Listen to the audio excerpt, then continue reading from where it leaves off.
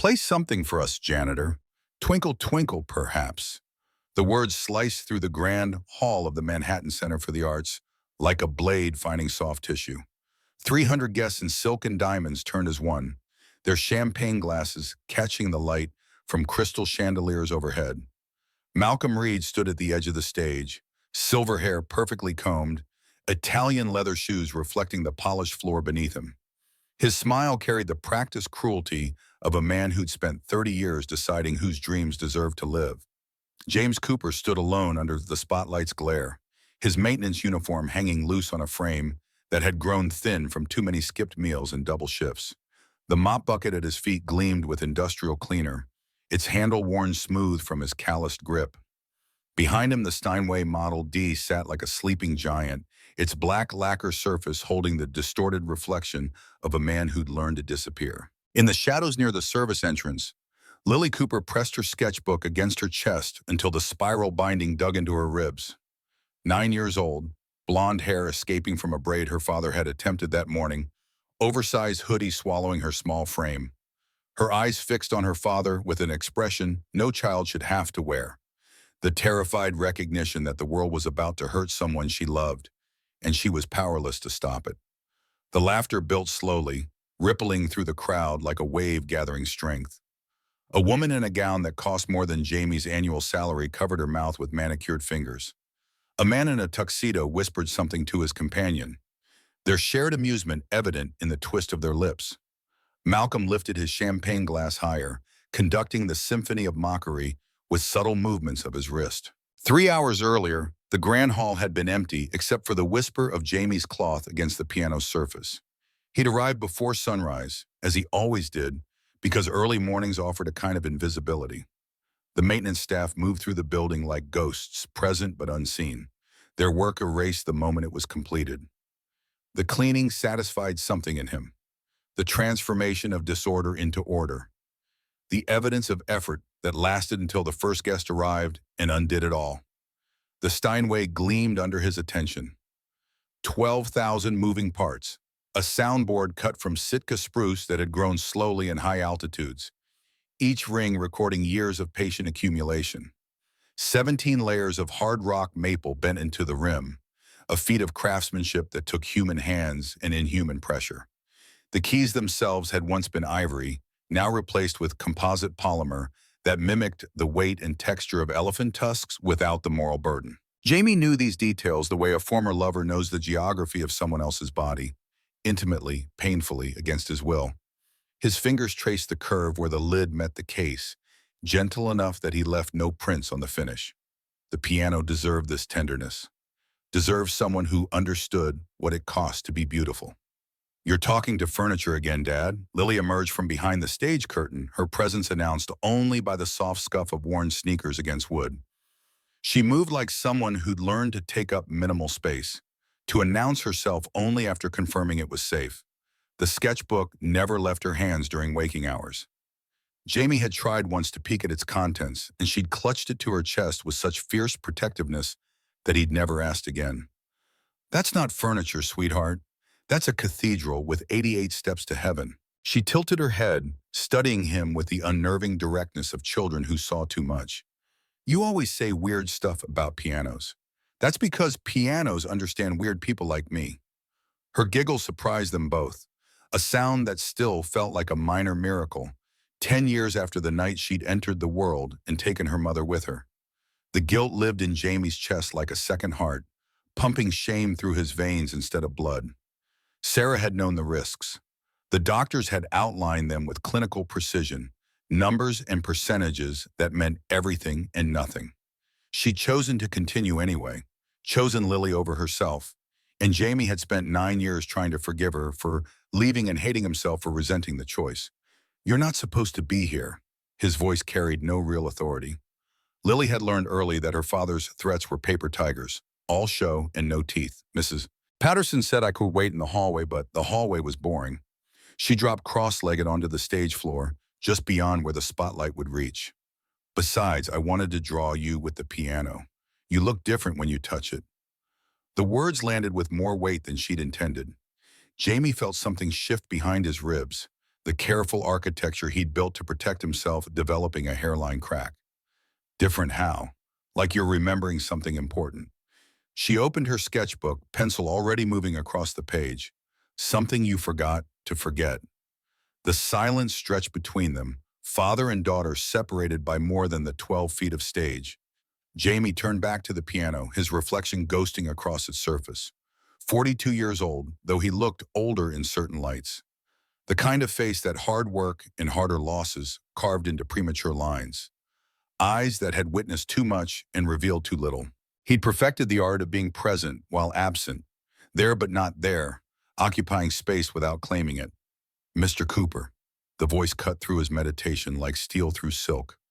Jamie straightened, tucking the cloth into his pocket with practiced efficiency. The woman approaching wore a dark blazer over gray slacks, her posture suggesting someone who'd spent decades learning to project authority without raising her voice. She carried a clipboard pressed against her chest like defensive armor. Could you please finish quickly? Miss Sterling will be arriving soon, and everything needs to look immaculate. Yes, ma'am. She paused, her gaze traveling from his face to the piano and back again. Something flickered in her expression. Confusion, maybe, or the uncomfortable recognition that she was addressing a human being rather than a function. You've been polishing that piano for 20 minutes. It deserves the attention.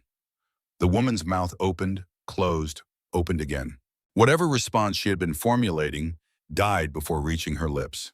She turned on her heel and strode toward the back of the hall, her footsteps echoing in the empty space. Jamie watched her go.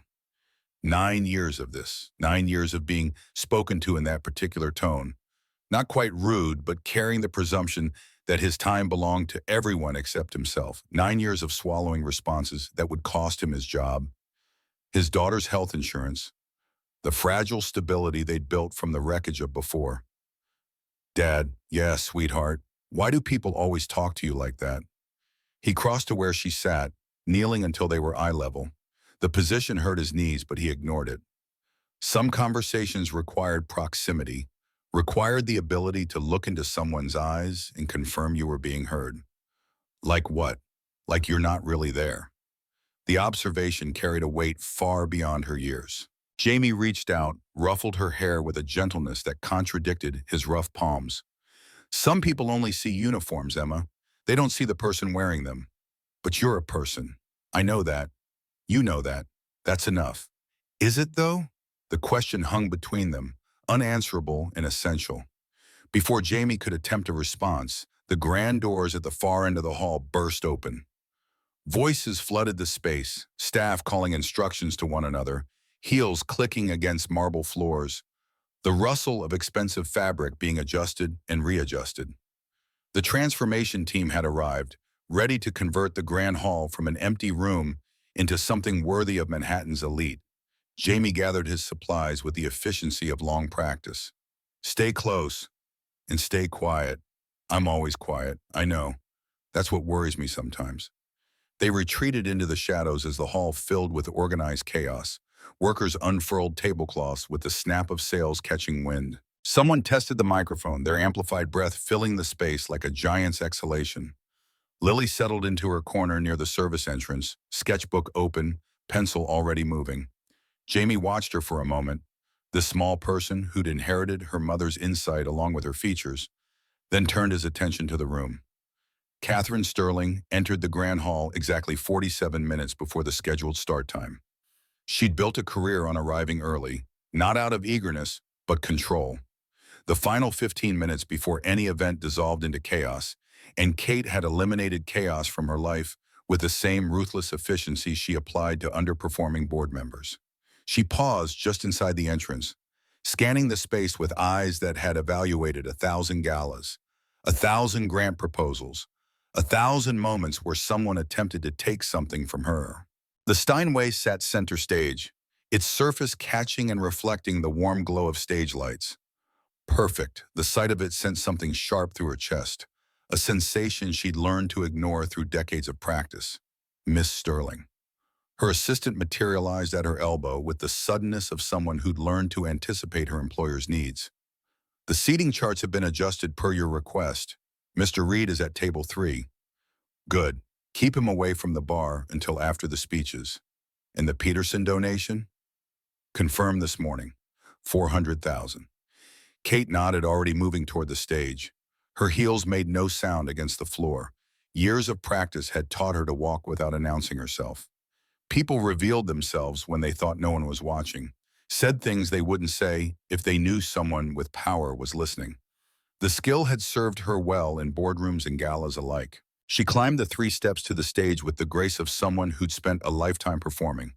The piano waited for her, patient and implacable. Her fingers hovered over the fallboard, not quite touching. 24 years. 24 years since she'd allowed herself this particular form of weakness. She could still feel the weight of the keys beneath her hands, still hear her mother's voice cutting through her practice sessions with surgical precision. Winning isn't about playing better, Victoria. It's about playing so they don't question your worth. Kate pulled her hand back as if the piano had burned her. She hadn't touched one since the night of the Chopin competition. The night she'd made 3 mistakes in the final movement of Moonlight Sonata. 3 notes out of thousands. Insignificant to everyone except her mother, whose silence had lasted 3 weeks and communicated more than any lecture could have. Movement in the wings caught her attention. Someone in a maintenance uniform stood in the shadows watching her. Their eyes met for half a second, his dark and unreadable, hers carefully neutral. He looked away first, but something in his gaze stayed with her. Recognition, though she couldn't imagine why.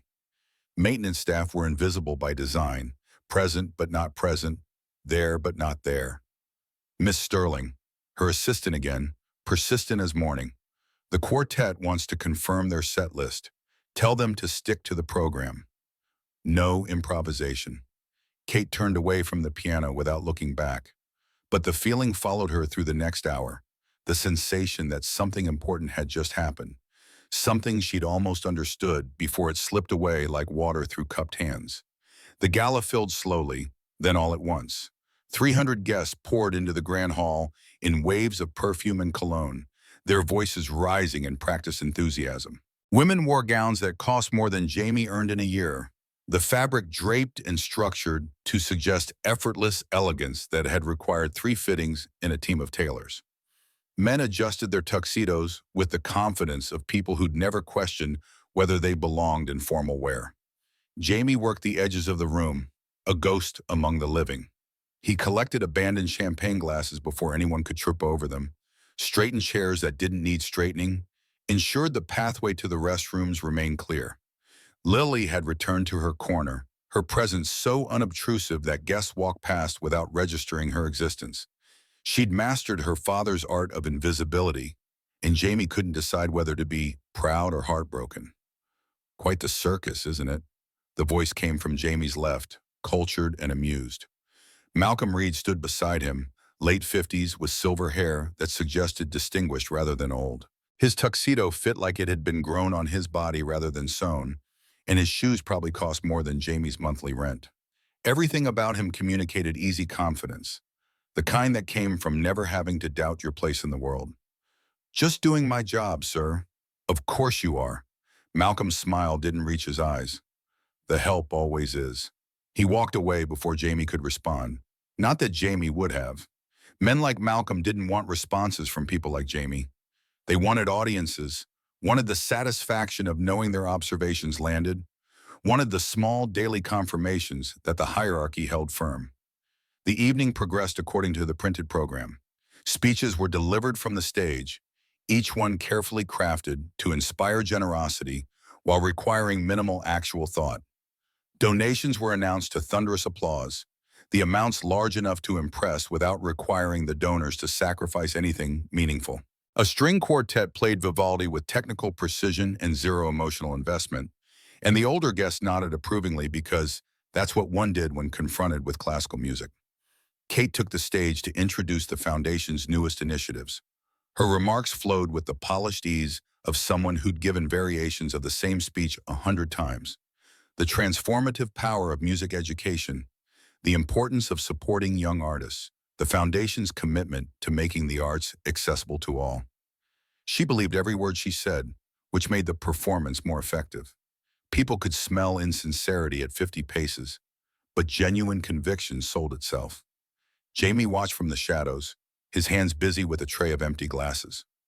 Something about Kate's posture felt familiar. Not the confidence, which was clearly practiced, but something underneath, something guarded.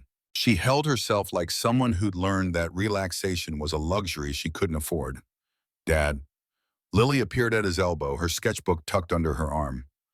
What is it, sweetheart? That man is staring at you. Jamie followed her gaze. Malcolm stood near the orchestra pit, champagne glass balanced in one hand, watching them with an expression Jamie had learned to recognize. Not anger, not exactly. Something closer to curiosity mixed with contempt. The look of someone who'd spotted an anomaly and intended to investigate. Don't worry about him. He looks mean. Some people are mean, Emma. That's just how it is. But why? Jamie knelt to her level, keeping his voice low enough that only she could hear. Because they're scared of something. Mean people usually are. What's he scared of? Before Jamie could formulate an answer that wouldn't terrify his 9-year-old daughter, Malcolm's voice cut across the room like a knife through silk. Well, well, if it isn't Beethoven with a mop. Scattered laughter rippled through the nearby guests. A few heads turned. Malcolm had pitched his voice to carry without seeming to shout, a skill that came from years of holding court at similar events. Jamie straightened slowly, feeling every eye in the immediate vicinity fix on him like pins through butterfly wings. Malcolm approached with exaggerated casualness, playing to the crowd that had begun to gather. I've been watching you all evening, Janitor. The way you keep looking at that piano like it owes you something. Jamie said nothing. His hands tightened around the tray of glasses, knuckles whitening with the pressure. Lily gripped his sleeve with small fingers that trembled. Tell me. Malcolm's voice rose, ensuring everyone within 30 feet could hear. Do you even know what that instrument is? Or do you just enjoy touching expensive things? The laughter spread like fire catching dry wood. Nervous energy rippled through the assembled guests. The primal satisfaction of watching someone else get humiliated. The relief of knowing it wasn't them. Malcolm had given them a show, and they were grateful for the entertainment. It's okay, sweetheart. Jamie's whisper was barely audible. It's okay, come now. Malcolm gestured broadly, his movements theatrical. Enlighten us. What makes this particular piano so special to a man who cleans toilets for a living? The room went quiet with the kind of silence that preceded violence or revelation. 300 pairs of eyes fixed on Jamie. He could feel Lily trembling beside him, could feel the weight of every guest's attention pressing down like atmospheric pressure before a storm. Walk away, he told himself. Just walk away. That's what invisible men do. But something else rose inside him, something older than caution, deeper than fear. He'd spent 9 years erasing himself, 9 years playing it safe, 9 years teaching his daughter, through his actions, that people like them didn't fight back. The weight of those years pressed against his chest until breathing felt like work. He met Malcolm's eyes and let the words come. It's a Steinway Model D, 9 feet long, 12,000 moving parts. The soundboard is Sitka spruce, grown slow and high for resonance. The rim is 17 layers of hard rock maple, bent into shape under heat and pressure. The keys were originally ivory, now composite polymer to mimic the weight and response. He paused, letting the silence build. It costs more than your Mercedes, and it holds more stories than your column ever will. The room stopped breathing. Malcolm's smirk faltered like a candle flame in wind. For one perfect moment, the mask slipped and Jamie saw what was underneath. Not anger, not wounded pride, but fear. The fear of a man who'd just been seen, truly seen, by someone he'd intended to humiliate. Jamie gathered his bucket and cloth with hands that had started shaking. If you'll excuse me, sir, I have work to do. He took Lily's hand and walked toward the service exit. Behind him, the whispers began, the rustle of judgments being recalibrated, of people unsure whether they'd just witnessed something important or merely awkward. At the door, Lily tugged his sleeve. Dad, yeah, sweetheart, that was really brave. That was really stupid. There's a difference, no. Her voice carried a firmness he rarely heard. It was brave. You didn't let him make you small. Something cracked in Jamie's chest, a fault line opening in the foundation he'd built to keep himself together. 9 years of holding everything in place, of being invisible, of surviving instead of living. And his daughter still saw him as brave. He squeezed her hand. Come on, let's get you some water. They slipped through the service door into the back hallway, leaving the glittering crowd behind. Jamie leaned against the wall, exhaling slowly. It was over. He'd survived another reminder of his place in the world, had probably talked himself into disciplinary action, but he'd survived. As they walked toward the break room, neither of them noticed Kate Sterling watching from the shadows, her expression unreadable, something ancient and painful stirring behind her carefully maintained neutrality. The break room smelled like industrial coffee and regret. Jamie poured Lily a cup of water from the cooler while she settled at the small table with her homework. They had 20 minutes before his shift officially ended, 20 minutes of borrowed peace before they'd take the subway back to their apartment in Queens and pretend that the evening had been normal. Dad, what was Mom like? The question hit him like a physical blow. Lily asked about Sarah sometimes, carefully like she was testing whether the subject was safe, but never this directly. Jamie set down his coffee cup, buying himself a moment to formulate an answer that wouldn't crack him open. She was light, Emma. That's the best word I have for her. She walked into a room and everything got brighter. Did she like music? She loved it. Used to say that songs were just feelings that got dressed up and went dancing. Lily smiled, a small thing, but genuine. That sounds like something you'd say. I stole it from her. Most of the good things I say came from her first. Do you miss her? Jamie looked at his daughter, Sarah's eyes, Sarah's smile, Sarah's stubborn tilt of chin when she wanted something. Every minute of every day. Is that why you don't play anymore? The question hung in the air between them, impossible to answer without excavating everything he'd buried. Jamie had told Lily a simplified version of the truth. He used to play piano, stopped after her mother passed. Sometimes people needed breaks from things they loved. He'd never explained the real reason, that playing felt like betrayal, that every time he touched keys he heard Sarah's voice telling him he always played like the keys owed him an apology, teasing and loving and alive. And then he remembered she wasn't alive anymore, and the music turned to ash in his hands. I stopped because it hurt too much. Some things are connected to people, Emma. When you lose the person, the thing changes too. Lily nodded slowly, absorbing this with the seriousness she applied to everything. Then she reached into her backpack and pulled out something that made Jamie's heart stop. His old leather notebook. Worn cover, curled edges, filled with half-finished compositions he hadn't looked at in nearly a decade. Bars of melody in his handwriting, scribbled annotations in the margins, a piece titled Emma's Lullaby that he'd started the week before Rachel died and never finished. I found this in your locker. Lily's voice was quiet. I thought maybe you forgot what was inside. Jamie took the notebook with trembling hands. He opened it to a random page, and the notes stared back at him like accusations. Where did you learn to be this brave? From you, Emma's voice was steady, except when you forget you are. Footsteps echoed in the hallway outside. Jamie closed the notebook quickly, tucking it into his vest pocket where it pressed against his ribs like a second heartbeat. A staff member appeared around the corner. Intermission's ending in 5, Mr. Cooper. Could you do a final sweep of the main floor? Of course. Jamie stood, straightening his uniform with automatic movements. Lily grabbed his hand. Dad. Yes, sweetheart. You still love the piano, don't you? He looked down at her, this small person who'd somehow inherited all of her mother's insight along with her features. I love it the way some people love someone they lost. Quietly, from across the street, never getting too close. Lily was silent for a moment, pencil moving across her sketchbook's page. Then she said something that would change everything. Maybe it's time to cross the street. The second half of the gala began with a soprano performing Puccini. Jamie worked the edges of the room, collecting discarded programs and straightening chairs, while trying to ignore the weight of the notebook in his pocket. Lily had returned to her corner near the service entrance, drawing again with the focused intensity she applied to her art. The soprano finished to polite applause. The MC returned to the stage with announcements about upcoming foundation events. Jamie was about to slip back into the service hallway when a voice stopped him. Leaving so soon? Kate Sterling stood a few feet away, champagne glass in hand, studying him with an expression he couldn't decipher. Up close, she looked younger than her stage presence suggested, 46, maybe 47, with fine lines around her eyes that makeup couldn't quite hide. Just doing my rounds, ma'am. I saw what happened earlier.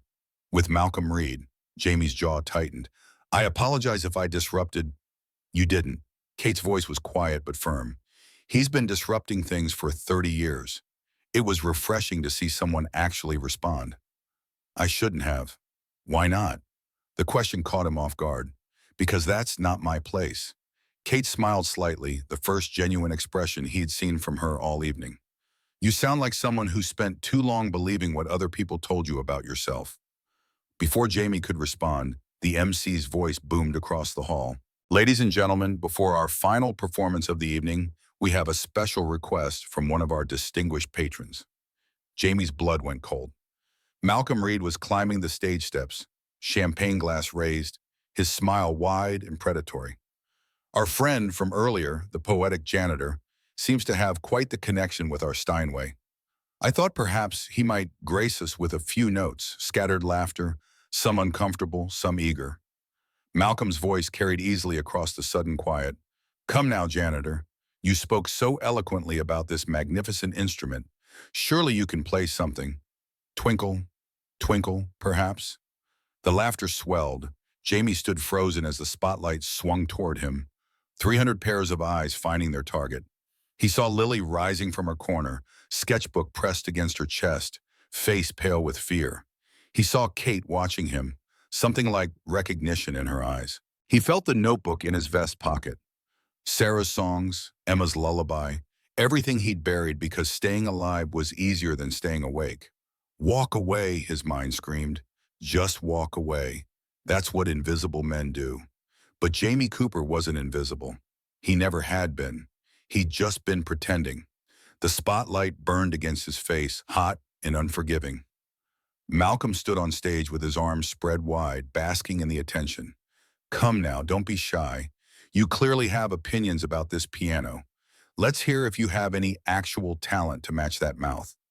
Kate stepped closer, her voice low enough that only Jamie could hear. You don't have to do this, I know. Then why aren't you leaving? Jamie looked at her.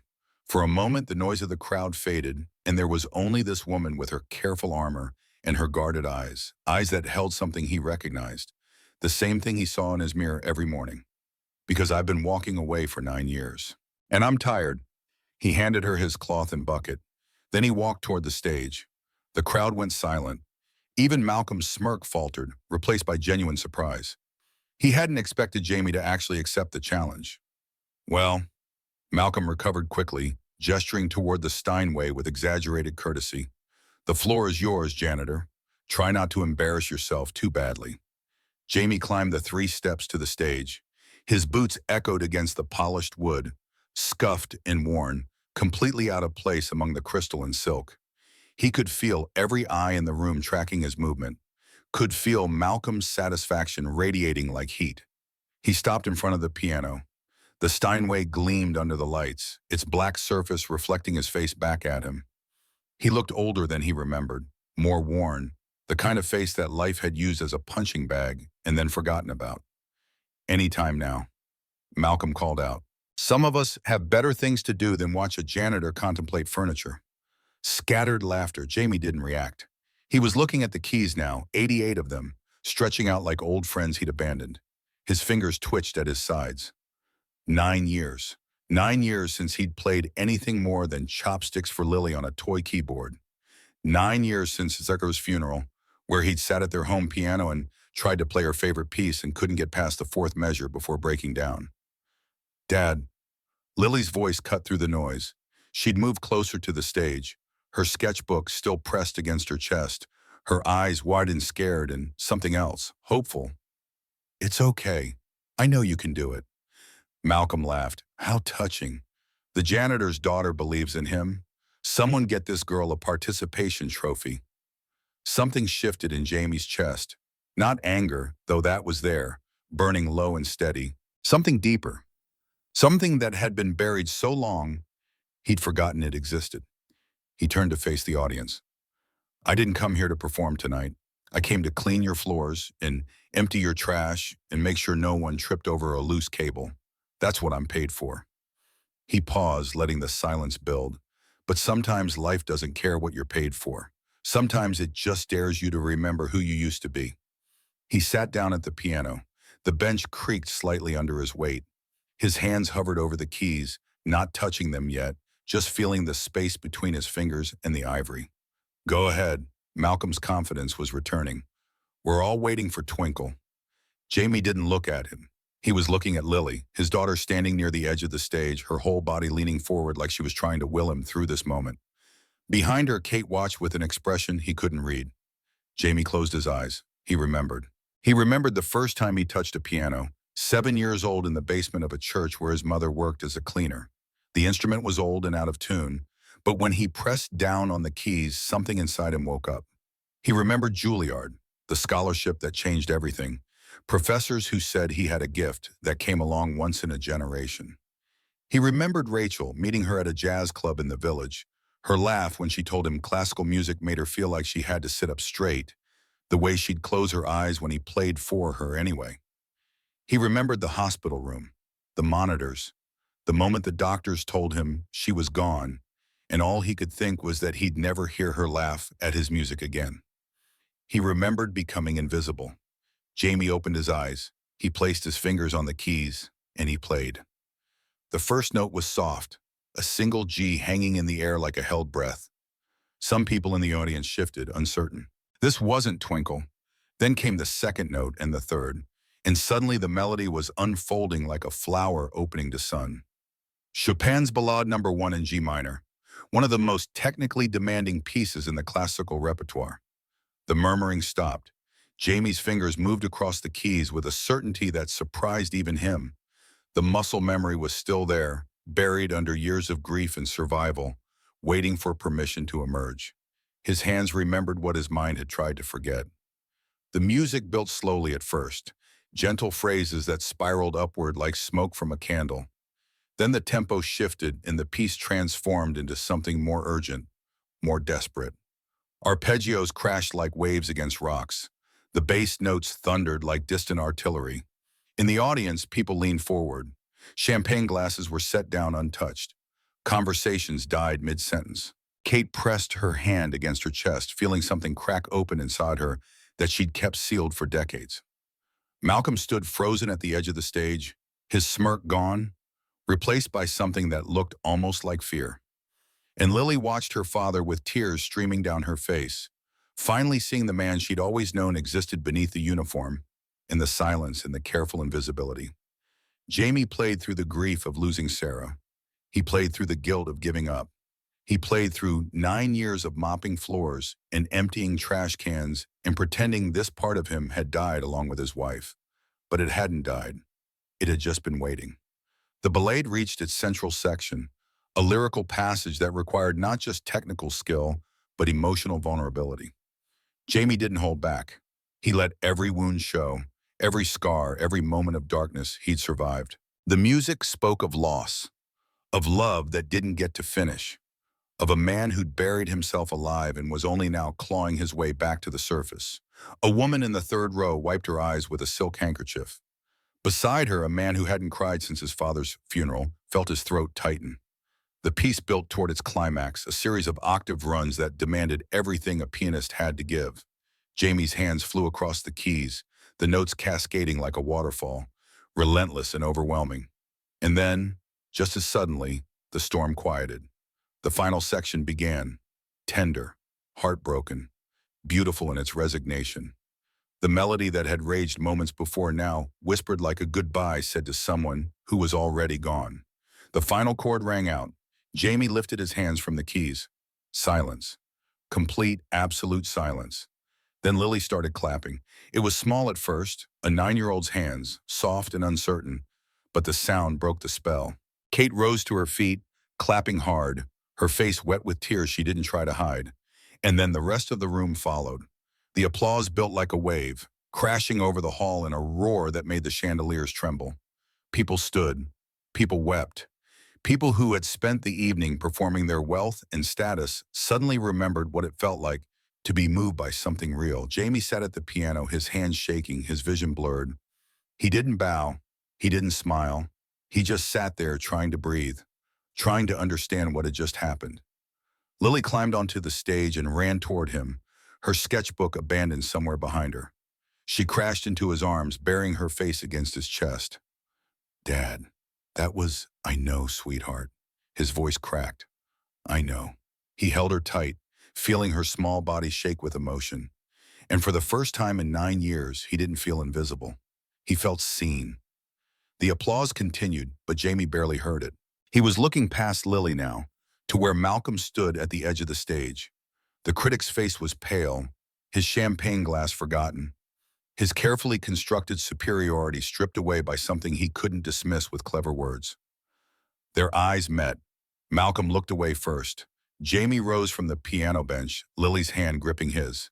He walked to the edge of the stage where his cleaning cloth and bucket still sat. He picked them up, the symbolism not lost on anyone. The janitor collecting his supplies after destroying every assumption in the room. But before he could step off the stage, Kate appeared beside him. Where did you train? Her voice was barely above a whisper. Juilliard. A long time ago. Why did you stop? Jamie looked at Lily, then back at Kate. Because the music was connected to someone I lost. And for a while, playing felt like betrayal. Kate nodded slowly. I understand that better than you know. You play? I used to. She glanced at the Steinway. I was a prodigy once. Then I lost a competition that mattered too much, and the people who were supposed to love me anyway didn't. So I stopped. Do you miss it? Every day. Kate's voice was soft, unguarded in a way that seemed to surprise even her, but I convinced myself that missing something was safer than risking it again. Jamie held her gaze. It's not. No. A sad smile crossed her face. I'm beginning to realize that. Behind them, the audience was still buzzing, people standing in clusters, talking animatedly, glancing toward the stage with a mixture of awe and confusion. The program had been abandoned. Nobody cared about the scheduled finale anymore. Lily tugged on Jamie's hand. Dad, everyone's staring. I know, sweetheart, is that bad? Jamie looked at his daughter, this small, brave person who had pushed him to cross the street, who had believed in him even when he couldn't believe in himself. No, I don't think it's bad at all. Kate touched his arm gently. Don't disappear. Not yet. I wasn't planning to. Good. She straightened, some of her CEO composure returning, but softer now, more human. Because I think we need to talk. About music, about second chances, about what happens when people who've been hiding finally step into the light. Jamie nodded. I'd like that. A staff member approached, whispering urgently to Kate about donors and photo opportunities and the complete deviation from the evening's planned events. Kate waved her away. Tomorrow. She said to Jamie, come to my office, 10 o'clock. I have a shift at 8. Take the morning off. I can't afford to. I'll make sure you can afford it. Kate's voice was firm but kind. This isn't charity, James. It's recognition. There's a difference. He studied her face, looking for the catch, the angle. He'd spent too many years being invisible not to be suspicious of sudden visibility. But he didn't see calculation in her eyes. He saw something else, hope. Okay, tomorrow. Kate smiled, a real smile, the first one he'd seen from her that wasn't practiced or polished. Tomorrow. She walked back toward the crowd, immediately surrounded by donors and board members demanding explanations. Jamie watched her go, still processing everything that had happened. Dad. Yeah, sweetheart. Are you okay? Jamie looked down at Lily. Her face was streaked with dried tears, her hair falling loose from its braid, her eyes bright with something that might have been pride or relief or both. I think so. For the first time in a long time, I think I actually am. They left through the service entrance, the same way they'd come in. The hallway was quiet, the sounds of the gala muffled behind heavy doors. Jamie's cleaning supplies rattled in his bucket as he walked. Dad? Yeah, you played Mom's piece, didn't you? The one you said was too sad. Jamie stopped walking. He hadn't told Lily what he'd played. She'd been too young when Sarah died to remember the music her mother loved. But somehow she knew. Part of it, mixed in with the Chopin. How? I don't know, sweetheart. It just happened. Lily was quiet for a moment. Then she said, I think she heard you. Jamie felt his throat tighten. You think so? I know so. Lily squeezed his hand. and I think she was proud. They walked the rest of the way in silence, but it wasn't the heavy silence of grief anymore. It was something else, something lighter. Outside, the city hummed with its usual chaos, car horns, distant sirens, the murmur of millions of lives intersecting and separating. Jamie looked up at the sky, searching for stars through the light pollution. Dad. Yes, sweetheart. What happens now? Jamie thought about Kate's invitation, about the audience's reaction, about 9 years of invisibility and one moment of terrifying, exhilarating exposure. I don't know, but I think maybe that's okay. Lily smiled. I think so too. They walked toward the subway station, father and daughter, leaving behind the gleaming hall and the glittering guests and the piano that had just changed everything. Jamie still had his cleaning cloth in his pocket, but somehow it felt different now, like it belonged to someone who was just passing through that life on his way to somewhere else. The glass tower rose 43 stories above Midtown Manhattan, its facade reflecting clouds and neighboring buildings in geometric patterns. Jamie stood on the sidewalk at 9:52, staring up at the structure that housed the Sterling Foundation. His cleanest pair of jeans felt inadequate. The button-down shirt he'd ironed that morning already showed wrinkles at the elbows. Around him, people in $1,000 suits moved with the purposeful stride of those who belonged in buildings like this. The elevator was all mirrors and chrome. Jamie watched his reflection multiply into infinity. A 42-year-old man who cleaned floors for a living, surrounded by versions of himself that all looked equally uncertain. The numbers climbed steadily. When the doors opened on the 37th floor, a young woman with a tablet was waiting.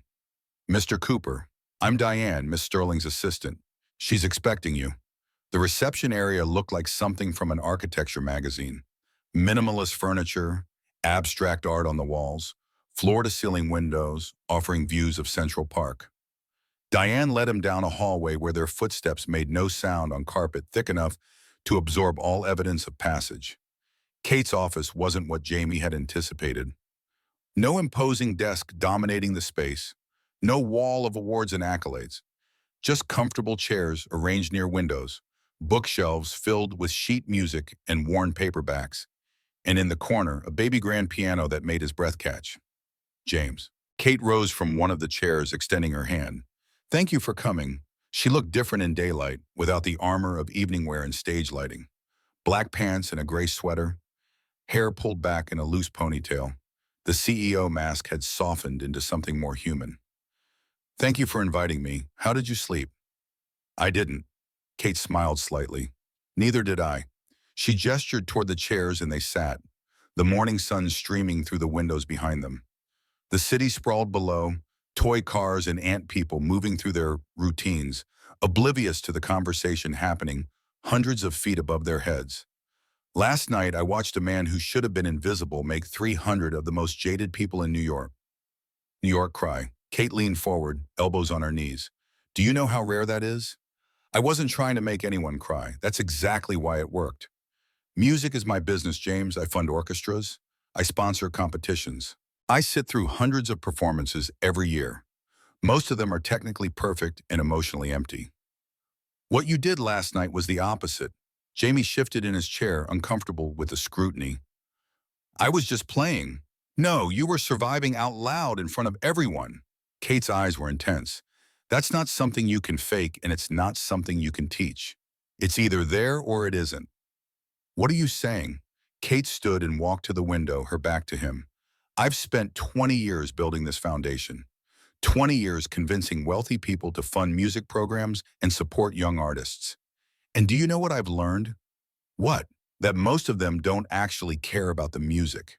They care about tax write-offs, social status, the opportunity to put their names on buildings. She turned to face him. But last night, for about 7 minutes, every single person in that room actually cared. Because of you, Jamie didn't know how to respond. The silence stretched between them, filled with the muted sounds of the city below. I want to fund a program. Kate crossed to her desk and picked up a folder. Not the usual kind, not performances in fancy halls for fancy people. Something real. Music in public schools, in veteran centers, in homeless shelters. Music for people who need it, not just people who can afford it. That sounds incredible. I want you to run it. The words landed like a physical blow. Jamie's mouth opened, closed, opened again. I'm sorry. You heard me. Kate moved back toward the chairs but didn't sit. I did some research after you left last night. Juilliard Scholarship, 1999. Top of your class. Your professor said you had the most natural gift they'd seen in decades. You were supposed to debut with the Philharmonic, but you withdrew a month before the concert. Jamie's jaw tightened. That was a long time ago. Your wife died. Yes. And you stopped playing. Yes. Kate set the folder down. I'm not asking you to explain, James. I'm not asking you to justify 9 years of grief. I'm asking you to consider what might happen if you stopped hiding. I'm not hiding. I'm surviving. There's a difference, is there? The question hung between them. Jamie stood, walking to the piano in the corner. He rested his hand on the closed lid, feeling the smooth wood beneath his palm. A 1952 Steinway Model B, if he had to guess. Smaller than the concert grand from last night, but no less capable of beauty. When Sarah died, I couldn't separate the music from her. Every note reminded me of something we'd shared. Every chord felt like a betrayal, like I was trying to move on when moving on was impossible. And now, Jamie paused, searching for words. Last night, for the first time, the music didn't feel like grief. It felt like connection, like she was there listening the way she used to. Kate moved to stand beside him. That's what music is supposed to do. Connect us to what we've lost. Remind us that loss doesn't have to mean the end. It felt like the end for a long time, I know. Her voice was soft.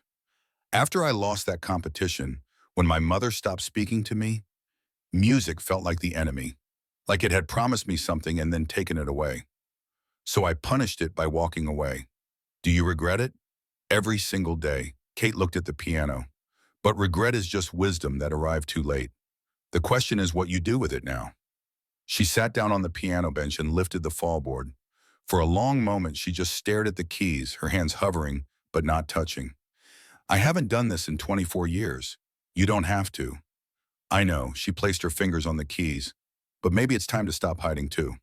She played a single chord, C major, the simplest, most fundamental chord in Western music. It rang through the office, clear and pure. Kate's breath caught, her eyes closing against whatever emotion the sound triggered. Still sounds the same. Pianos remember, even when we forget. She played another chord, then another. A simple progression, nothing complicated, but Jamie could see her hands trembling. When she was 10, she told her mother she wanted to play music for people who were sad, wanted to make them feel less alone. Her mother had called it a waste of talent, insisted that music was for winning, not healing. She was wrong. I know that now. Victoria stopped playing and looked up at him. That's why I need you for this program, because you understand what music is actually for. Not performance, not competition, connection. Jamie sat down on the bench beside her, careful to maintain space between them. I don't know if I can do what you're asking. I'm not a teacher. I'm not a leader. I'm a janitor who happened to play piano once. You're a man who walked through fire and came out carrying a melody. Kate's voice was firm. That's exactly what these programs need. Not someone polished, someone real. On in. And if I fail, then you fail and you try again tomorrow, and the next day, and the day after that. Because that's what music teaches us, James. Every wrong note is a chance to find the right one. Every mistake is just practice for success. Jamie looked at the keys beneath his fingers. He pressed one gently, E flat. It hummed in the quiet office. There's something I need to tell you. Last night when I played a ball, I wasn't just playing Chopin. Part of it was something I wrote, something I never finished. For your wife, for Lily. I started it the week before Sarah died. It was supposed to be a lullaby, something I could play for our daughter when she was born. But then Sarah, he stopped, the words catching in his throat. Kate waited, giving him space to continue or retreat as he needed. I never finished it. For 9 years, it sat in that notebook, waiting. Last night, some of it came out. Not consciously, it just emerged. That's because it was ready. Kate's voice was gentle. Some songs take longer to write than others. Some need to wait until the person playing them is ready to hear what they're saying. Jamie nodded slowly. I want to finish it, not just for Lily, for Sarah, for everyone who's ever lost someone and couldn't find the words. Then finish it. Kate stood. Use this piano whenever you want. Use this room, whatever you need. Why are you doing this? You don't even know me. Kate walked toward the window again, her silhouette backlit by morning sun. When I was 16, the night after I lost that competition, I sat in my room and stared at my hands for 3 hours. I kept thinking, these hands have failed me. These hands will never be good enough. And then my mother walked in. Do you know what she said? What? She said, your hands are fine. It's your heart that's the problem. Too soft, too emotional. Music isn't about feeling, Catherine. It's about precision. Jamie said nothing, sensing she needed to finish. I believed her. For 24 years, I believed that the problem was that I cared too much. So I stopped caring about music, about people, about anything that might hurt me. She turned to face him. Last night, watching you play, I realized something. What? She was wrong. My mother was wrong. Music is nothing but feeling. Precision without emotion is just noise. And the reason I've been so successful in this business, the reason I've built this foundation and funded all these programs, is because deep down I've been trying to prove her wrong, trying to show that heart matters. And you want me to help you prove it. I want you to prove it to yourself, Kate smiled. I've already learned my lesson. Now it's your turn. Jamie looked at the piano, then at Kate, then back at the piano. When would this program start? Whenever you're ready. I still have a job. Bills to pay. The foundation will provide a salary, enough to cover your expenses and then some. You'll have time to create, to teach, to do this properly. And if I'm not good at it, you will be. Her certainty was unshakable. How do you know? Because last night you weren't just playing music, you were saving your own life. And people who can do that, people who can transform their pain into something beautiful, they're the ones who change the world. 3 weeks later, Jamie stood in the doorway of an abandoned chapel on 47th Street, trying to reconcile the reality with Kate's enthusiasm. Dust covered every surface. The windows were so grimy they barely let in light. Plaster had fallen from the ceiling in places, leaving exposed lath like bones showing through skin. It needs work. Kate stood beside him, arms crossed, watching his reaction. The building had been abandoned for 7 years. A community music school that lost its funding and closed its doors. That's one way to put it. But the bones are good. Kate walked inside, her footsteps echoing in the empty space. And look, in the center of the room, covered with a tarp, sat a piano. Jamie crossed to it and pulled the covering away. A baby grand, decades old, its finish dulled by neglect. He lifted the fallboard and pressed a key. The note came out flat, sour, but the tone was still there underneath the damage. How long has this been empty? 7 years. The foundation acquired it last year, but we never found the right use for it. Until now. Until now. Kate moved to stand beside him. I want to turn this into whatever you need it to be. A teaching space, a rehearsal hall, a place where people can come and remember why music matters. That's a lot of pressure. You've handled worse. Jamie walked the perimeter of the room, his mind already sketching possibilities. The space was larger than it looked from outside. High ceilings, good acoustics, enough room for multiple instruments and students. With work, it could be something special. I talked to Lily last night about everything. The program, the letters, what I want this place to become. What did she say? She asked if she could help design the logo. Kate laughed. A real laugh, unguarded and warm. I like that kid. She likes you too. She's been drawing you. Drawing me? That's what she does. She draws people she's trying to understand.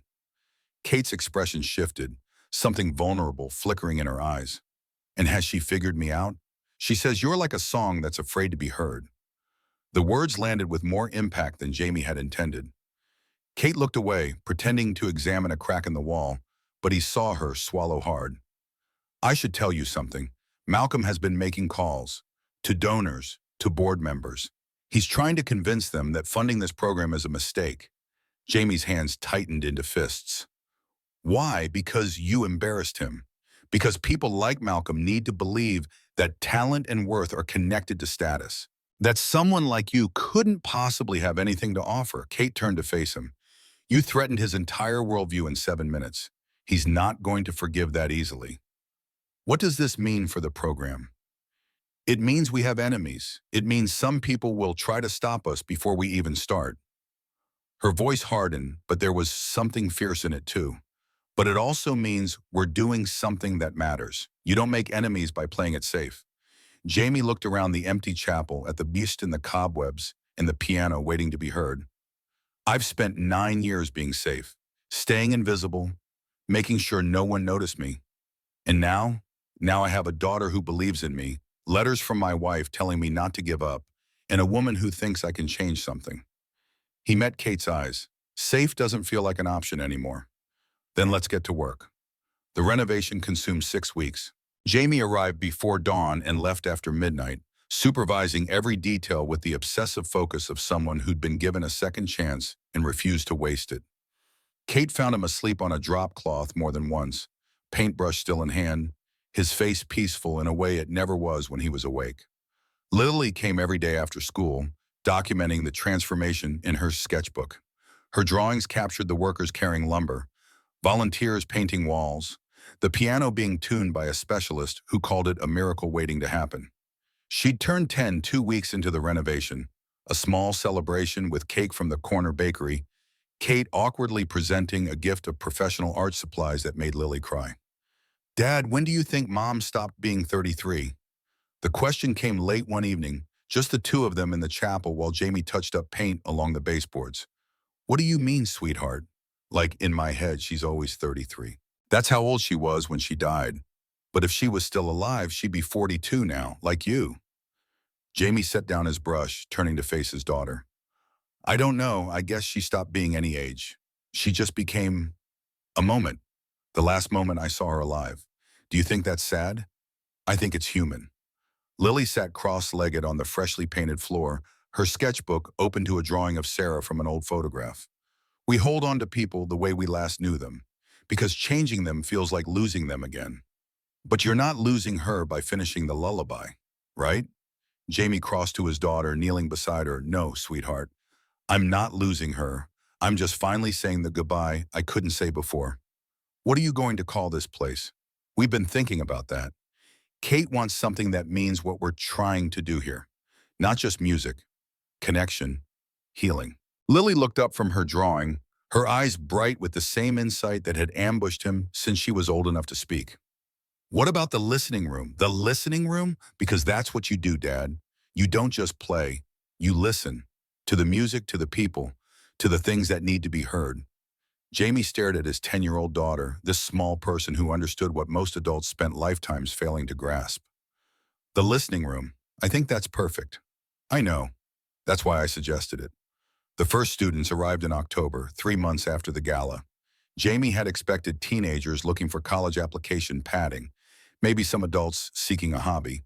Instead, he found himself facing a room full of people who had been told in one way or another that music wasn't for them. Frank Martinez sat in the back row, his 63-year-old hands trembling against his thighs. Nerve damage from an explosion in Vietnam had stolen the steadiness he'd once possessed. He hadn't touched a piano since 1971, convinced that his damaged hands made beauty impossible. Elena Rodriguez chose the chair nearest the door, ready to flee if necessary. 32 years old, mother of 4, raised in foster care where possessions were temporary and beauty was for other people.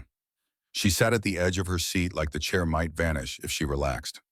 Marcus Chen stood rather than sat, his 17-year-old frame too restless for stillness. He couldn't make eye contact, couldn't tolerate unexpected sounds, but he heard melodies in everything. The rhythm of the subway, the pattern of rain on windows, the hum of electrical current through walls. Dorothy Williams arrived with her daughter hovering protectively at her elbow. 71 years old, Alzheimer's slowly erasing the woman she'd been, but her fingers still knew Gershwin even when she couldn't remember her granddaughter's name. Her daughter had brought her in desperation, hoping music might preserve what medication couldn't. Jamie stood before them, his heart pounding against his ribs. I'm not going to teach you technique. Not yet. First, I need you to understand something. They waited, skeptical and hopeful in equal measure. Music isn't about perfection. It's not about playing the right notes in the right order. It's about saying the things you can't say with words. He looked at each of them in turn, Frank with his trembling hands, Elena with her flight-ready posture, Marcus with his eyes fixed on a point past Jamie's shoulder, Dorothy with her clouded gaze. Some of you haven't played in decades. Some of you have never played at all. That doesn't matter. What matters is that you're here, and being here means you're ready to listen. Frank raised his trembling hand. What if we can't listen? I mean, what if there's too much noise in our heads? Jamie walked toward him, his voice gentle. Then we start there. We play the noise. We give it a voice. And eventually the noise becomes music. That sounds like therapy. It is therapy. The oldest kind. Elena spoke up, her voice barely above a whisper. I don't know if I belong here. I can't afford proper lessons, and I don't have a piano at home. This program is free. Jamie interrupted her spiral before it could gain momentum. Every lesson, every hour, every note. And if you need a piano at home, we'll find you one. That's what we do here. Why? Elena's eyes were wet. Why would you do that for strangers? Jamie thought about Sarah's letters, about 9 years of silence, about Lily pushing him to cross the street. Because someone did it for me once, and it saved my life. Kate came to observe during the third week of classes. She sat in the back of the room trying to be invisible, something her CEO presence made difficult, while Jamie worked with Marcus on a simple melody. The teenager's fingers moved tentatively over the keys, his face scrunched in concentration that bordered on pain. Listen, don't think. Listen to what the piano is telling you. Pianos don't talk. They do if you know how to hear them. Marcus played a note, then another, a simple pattern that somehow captured the rhythm of his breathing, the cadence of his internal world made audible. That's it. That's your sound. It's just notes. It's never just notes, Marcus. It's you, everything you feel, everything you can't say. It's right there in those keys. You just have to trust it. Marcus played the pattern again, more confidently this time. A smile flickered across his face. Brief, barely there, but real. In the back of the room, Kate felt something tighten in her chest, something she'd thought she'd successfully excavated years ago. After the lesson, she waited until the students had gone before approaching Jamie. How do you do that? Do what? Connect with them. Make them trust you so quickly. Jamie was wiping down the piano keys, a ritual he performed after every session. I don't try to teach them. I try to see them. There's a difference. You make it look easy. It's not. He set down the cloth and faced her. Every person who walks through that door is carrying something heavy. Fear, grief, shame. The hardest part isn't teaching them music. It's convincing them they deserve to be heard. Kate was silent for a moment, absorbing this. I never had a teacher like you. What were your teachers like? Precise, demanding. They cared about competitions and rankings and whether my technique would impress judges. She laughed, but there was no joy in it. I was 15 before I realized that I played for them, not for myself. What happened when you realized? I kept playing for them anyway because I didn't know any other way. Jamie studied her face, seeing past the careful neutrality to something wounded beneath. You could learn. Learn what? To play for yourself, to remember why you started in the first place. I'm 46 years old, James, a little late for that. Says who? Kate opened her mouth to respond, then closed it. She looked at the piano, at the keys she hadn't touched except for that one morning in her office. I wouldn't even know where to begin. Yes, you would. Jamie moved to the piano bench and sat down, leaving space beside him. The beginning is always the same. You sit down, you breathe, and you remember who you were before someone told you who to be. Kate didn't move. I'm scared. The words came out before she could stop them, raw and honest in a way that felt dangerous. I know. It's been so long. The piano doesn't care. What if I can't? Then you can't. And you try again tomorrow, and the next day, and the day after that, because that's what we do here. We keep trying until the music comes back. Kate stood frozen, the distance between herself and the piano bench feeling vast as an ocean. Then slowly she walked forward and sat beside him. Her hands hovered over the keys, trembling. I played Moonlight Sonata at my last competition. The third movement. I'd practiced it for 6 months. Every note perfect, every transition flawless. What happened? I made a mistake in the final passage. 3 wrong notes that probably no one but the judges noticed. Her voice cracked. My mother didn't speak to me for 3 weeks. That's not about music. That's about control. I know that now. Kate stared at the keys, but knowing doesn't make it easier to start again. Nothing makes it easier. You just do it anyway. She pressed a key, middle C. The note rang out, clear and true. That's 1. Kate continued, D then E. A simple scale, halting and uncertain. I feel ridiculous. You look brave. By the time she reached the octave, tears were streaming down her face. Why does this hurt so much? Because you're feeling something real for the first time in 20 years. Kate stopped playing and looked at him, her mask gone completely. My mother died last year. Breast cancer. Quick and brutal. I'm sorry. She never apologized. Not for any of it. The pressure, the silence, the way she made me feel like love was something I had to earn. Kate's voice broke. I thought when she died, I'd feel free, but I just felt emptier. Jamie reached over and covered her hand with his. Grief doesn't follow rules. You can be angry at someone and still miss them. You can resent what they did and still wish they were here. How do you do it? How do you carry Sarah with you without drowning? I don't carry her anymore. I let her live in the music. Every time I play, she's there. Not as weight, but as light. Kate wiped her eyes with the back of her hand. I don't know if I can do that. You don't have to do it today. You just have to be willing to try. She looked at the piano, then back at him. Will you teach me? Not like those other teachers, not about technique, about feeling. Jamie nodded. I'd be honored.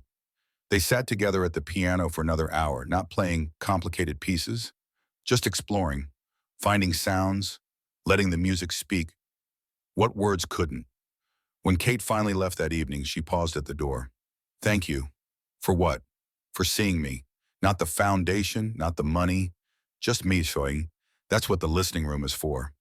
The call came on a Tuesday morning, 2 months into the program.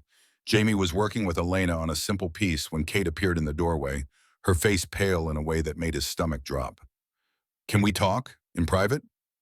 They stepped into the small office Jamie had claimed, little more than a closet with a desk and filing cabinet. Kate closed the door and leaned against it. We lost the Thorn donation, $400,000. Jamie felt the floor shift beneath him. How bad is it? Without that funding, we can run 3 more months. Then we close. Her voice was steady, but he could hear the strain underneath. The board wants proof of impact by end of quarter, or I'm out as CEO. What would prove impact? A donor recital. Fill the room with major funders. Show them what we're doing here. Kate met his eyes. But we need professional level performance. The students aren't ready. Then we get them ready. James, we have 8 weeks. Sarah died giving me Lily. He said it quietly, without drama. I've survived worse than an 8-week deadline. Elena stopped coming to lessons. Jamie found her apartment in a housing project in the Bronx, 4th floor walk-up with peeling paint and the smell of cooking oil saturating everything. She opened the doorway with a baby on her hip, 2 more children visible behind her in the cramped living room. Mr. Cooper. Her voice carried embarrassment and something deeper. Shame. You weren't in class. I wanted to make sure you were okay. Childcare fell through. I can't afford a sitter for lessons. Tears welled in her eyes. I shouldn't have signed up. It was stupid to think I could do this. Behind her, the oldest daughter appeared, maybe 11, with Elena's dark eyes. Mom cries after you leave because she misses the piano. Jamie's chest tightened. Elena, what if we could arrange childcare? A scholarship fund specifically for situations like this. You'd do that? The program exists for people who need it, not people who can afford it. Elena broke down completely, the baby fussing in her arms while her other children gathered around, confused and concerned. Jamie stood in the doorway, suddenly aware of how inadequate his solutions were against the immensity of her struggles. But Elena came back the next week, and her playing carried a fierceness it hadn't possessed before. Frank's PTSD returned with the fireworks on the 4th of July. His wife called Jamie at 2 in the morning, her voice tight with worry. He won't talk to me, just sits on the porch staring at nothing. Says he's embarrassing himself, should quit the program. Jamie drove to their house in Queens, a small ranch with a chain-link fence and roses growing wild in the front yard. Frank sat on the porch steps, his trembling hands pressed between his knees. You know what courage is, Frank? Not running from a firefight. It's playing piano with trembling hands in front of people who might pity you. Jamie sat beside him on the steps. That's courage. Frank's jaw worked, his eyes wet. I'm 73 years old, too old to be crying over goddamn fireworks. You survived a war that killed 58,000 Americans. You're allowed to cry about whatever the hell you want. They sat in silence for a while, the summer night humid and thick around them. Finally, Frank spoke. My squad leader used to play harmonica. After firefights, when we couldn't sleep, he'd play these slow, sad songs, just to remind us we were still human. What happened to him? Didn't make it home. Then play for him, play for every man who didn't get the chance. Frank returned to lessons the following week, and his piece for the recital became a memorial for brothers lost. Dorothy's Alzheimer's progressed faster than anyone had anticipated. Some days she couldn't remember where she was, couldn't recognize her daughter's face, but when her fingers touched the piano keys, something unlocked. The music lived in a different part of her brain, protected from the disease by neurological quirks no one fully understood. Her daughter pulled Jamie aside after a lesson, her face drawn with exhaustion. Should I pull her from the recital? She won't remember it anyway. She'll remember it while she's playing. That's what matters. But after doesn't exist for her anymore. Only now, and right now, in this moment, she's fully herself. Don't take that away because of what comes later. The panic attack hit Jamie during a rehearsal in week 7. He was demonstrating a passage for the students when his hands suddenly froze mid-phrase. The room tilted, his vision tunneling to a pinpoint. He couldn't breathe, couldn't think, couldn't remember where he was or why. Flashback to the gala, Malcolm's laughter, 300 staring eyes, the weight of their judgment pressing down until he couldn't move.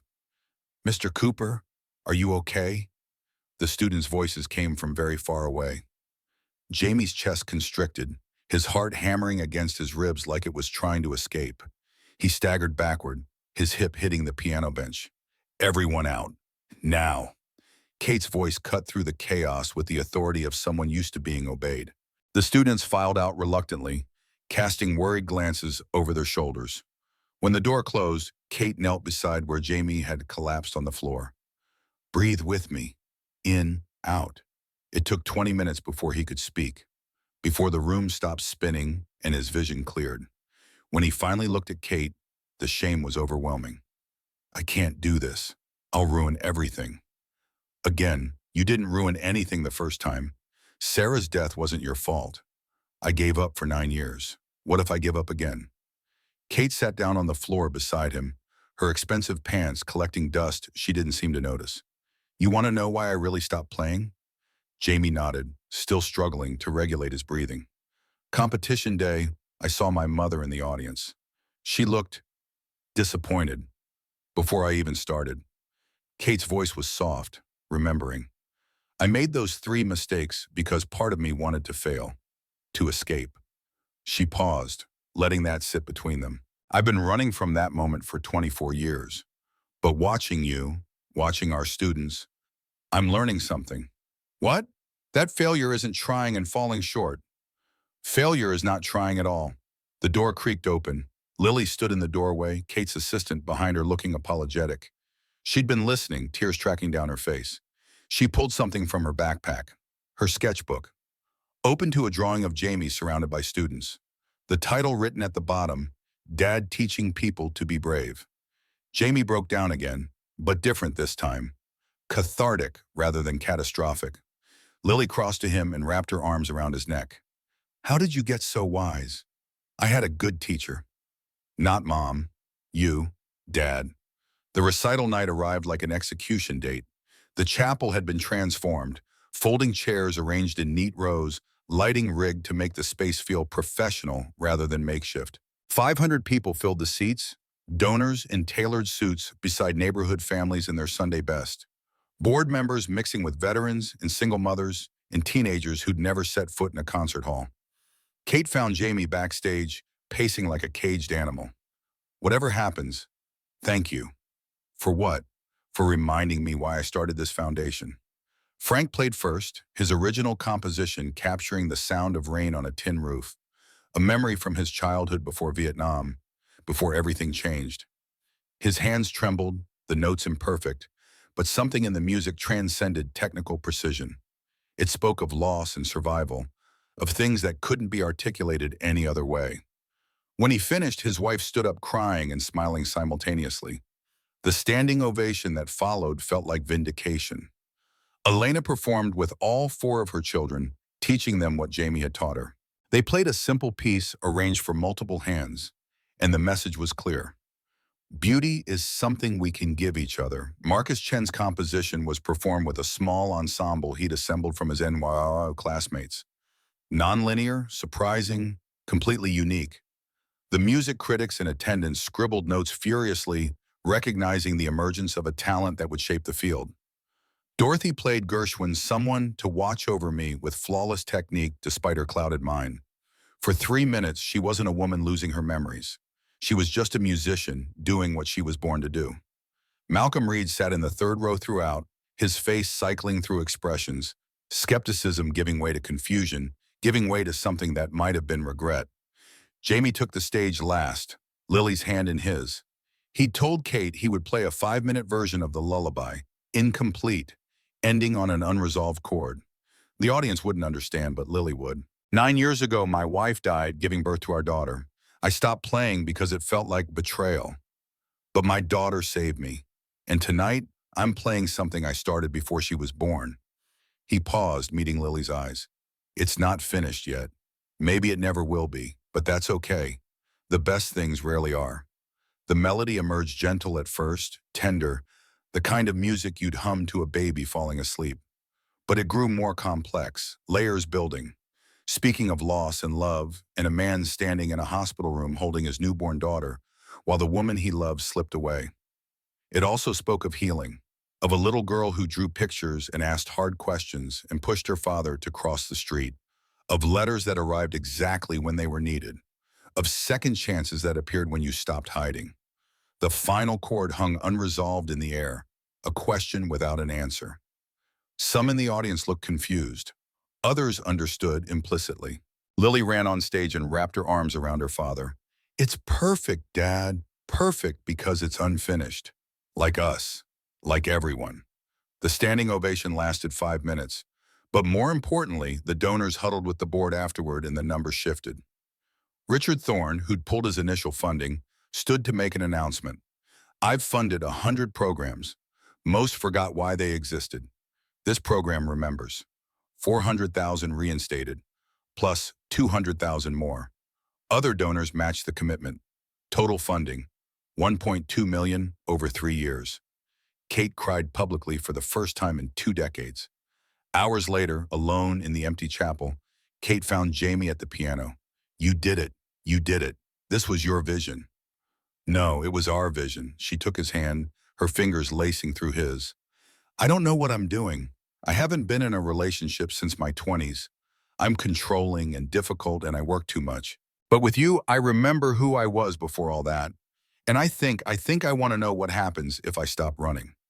Jamie thought about Sarah's letters, about her instructions that love wasn't about finding someone who completes you, but someone who sees you clearly and stays anyway. I've been ready for a while, just afraid to admit it. They almost kissed, Lily's voice breaking the moment. Are you going to kiss her or just stare? They laughed, tension breaking like fever. Jamie turned to Kate. So what do we do now? Now we play. They sat at the piano and began a duet, simple and imperfect, but theirs. The notes floated through the empty chapel, out into the night, up toward whatever stars could penetrate the city's light pollution. And somewhere, Jamie knew Sarah was listening, not with sadness, with joy, because the man she loved had finally found his way home. 6 months after the recital that saved the listening room, Jamie stood in the original chapel watching autumn light stream through windows they'd scrubbed clean. 300 square feet of possibility had multiplied into 3 locations across the city: Queens, the Bronx, and a storefront in Brooklyn donated by a board member who'd watched Dorothy Williams play Gershwin and remembered why music mattered. 63 students now, ranging from 7 to 74, each carrying their own weight of things unsaid. Frank Martinez taught veteran workshops on Thursday evenings, his trembling hands no longer a source of shame, but proof that survival takes many forms. Elena had completed her associate degree in music education, funded by a listening room scholarship that Kate had established specifically for parents rebuilding their lives. Marcus Chen split his time between NYU composition seminars and weekend sessions, where he worked with younger students on the spectrum, teaching them that different minds hear different music. Dorothy had passed in her sleep 3 months ago. At her funeral, Jamie had played Someone to Watch Over Me while her daughter sobbed in the front pew, and 73 people who'd never met the woman understood something essential about what it means to be remembered. Lily turned 10 and a half during a November morning that felt more like September, the city refusing to acknowledge winter's approach.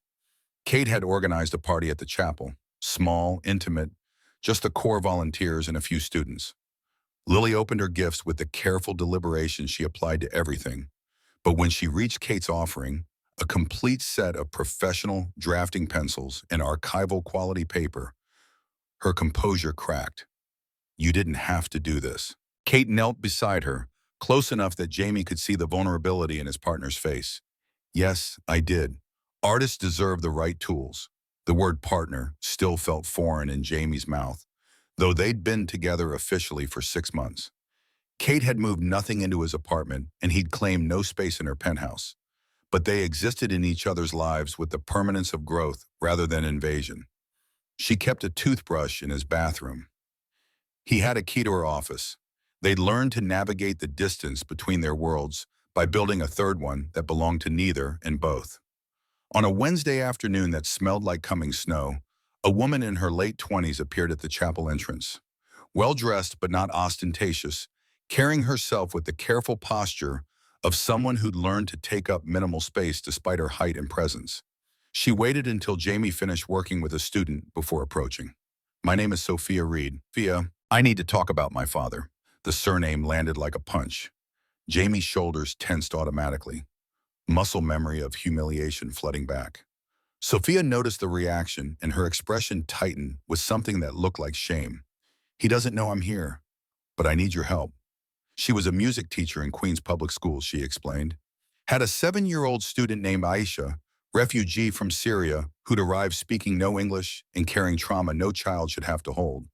But the girl could play piano by ear, reproducing anything she heard after a single listening. Prodigy-level gift trapped inside a body that had learned silence as survival. I think music could save her, but I can't reach her alone. Jamie leaned against the piano, processing. Why come to me? Why not your father's connections? Sophia's laugh carried decades of bitterness compressed into a single exhalation. You don't know my father very well, do you? He pushed me into piano at 5. Private lessons, competitions, constant pressure to be perfect. I won every competition until I was 14. Then I realized I hated it. Hated piano, hated performing, hated the person it was turning me into. So I quit. Became a teacher instead. Teaching kids to love music, not fear it. Sophia's jaw set. My father hasn't spoken to me in 12 years. Says I wasted my gift. Jamie studied her face. Seeing Malcolm's features softened and rearranged into someone who'd chosen compassion over conquest. You want me to teach Aisha? I want you to do what you did for those students at the recital. Remind her that music is safe, that she deserves to be heard. Bring her tomorrow. 4 o'clock. The following afternoon, Aisha arrived, clutching Sophia's hand with white-knuckled intensity. 7 years old, dark eyes that had witnessed things no paperwork would ever fully document, hijab covering hair that Sophia said was the same deep brown as her own had been at that age. She wouldn't look at Jamie, wouldn't speak, wouldn't release her teacher's hand even when invited to approach the piano. Jamie didn't push. He simply sat at the bench and began playing Debussy's Clair de Lune, letting the melody fill the chapel's acoustic space. Halfway through the second phrase, Aisha's grip loosened. By the third movement, she'd taken 2 steps forward. When the piece concluded, she was standing beside the piano, her small hand resting on its curved side as if drawing strength from the vibrations still humming through the wood. He played it again. This time Aisha climbed onto the bench beside him, her feet dangling high above the pedals. She watched his hands with the intensity of someone trying to memorize a map to safety. When he finished, she placed her own fingers on the keys, tentative, testing, and played back what she'd just heard.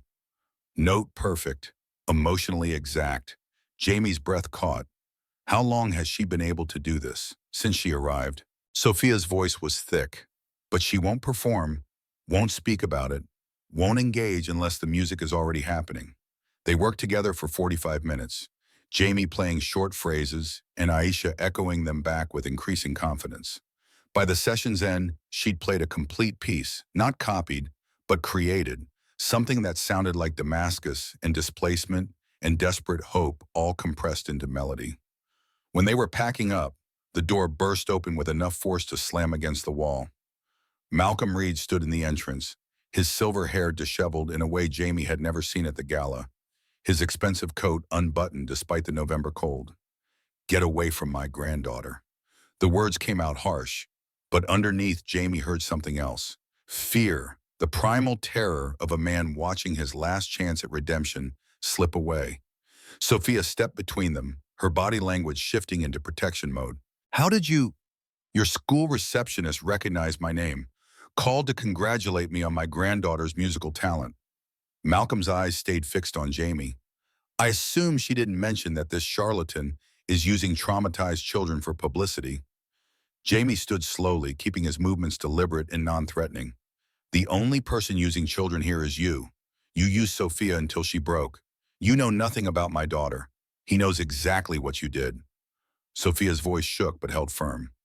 "Because you did the same thing to those students you mocked. You need music to be about winning because if it's about feeling, you have nothing." Malcolm's face flushed, the mask of control slipping to reveal something raw and wounded beneath. "I came here to protect Aisha from—" "From what? From someone who wants to help her heal?" Sophia took a step toward her father. "Or from becoming another version of me, talented and miserable and convinced that every mistake means she's worthless?" Behind them, forgotten in the argument, Aisha had climbed back onto the piano bench. She began playing again, not Debussy this time, but something of her own creation. The melody spoke of raised voices and broken things and a child who'd learned that adults fought and children disappeared. The music silenced them all. Malcolm turned toward the sound, and something in his expression cracked open. He stood frozen, watching his granddaughter transform her fear into notes that hung in the air like accusations he couldn't dismiss with clever words. When Aisha finished, she looked directly at Jamie for the first time. "Mr. Cooper, did I play good?" Jamie knelt beside the bench, eye level with this small survivor who'd just spoken her first English in his presence. "You played your truth. That's the only good that matters." Malcolm left without another word, but the damage had been done.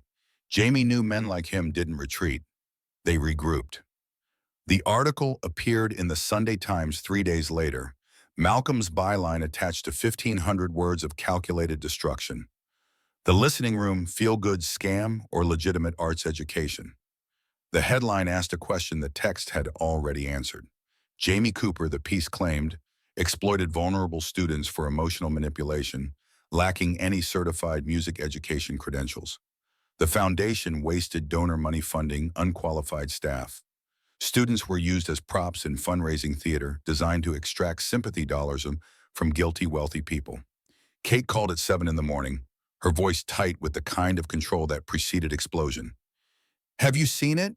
"Just finished." Jamie stood at his kitchen window watching the city wake up, Lily still asleep in her room. "How bad?" 3 major donors called before 6. "They want emergency meetings. Board has scheduled a session for Friday." "What do we do?" Kate's silence stretched long enough that Jamie thought the call had dropped. When she spoke again, her voice carried the weight of decisions being made in real time. "We fight, but I need you to understand something. This isn't just about the program anymore." Malcolm's making it personal. "Donors are scared of controversy, and scared donors are useless donors. So we convince them. It's not that simple." Her breath came through the phone like static. "The board is going to demand accountability. They're going to want someone to blame." Friday's emergency session happened in the Sterling Foundation's boardroom, 43 floors above street level, where the city looked like a toy model of itself. 12 board members sat around a table that cost more than Jamie's annual salary, their faces arranged in various configurations of concern and calculation. Kate stood at the head of the table, her CEO armor fully deployed.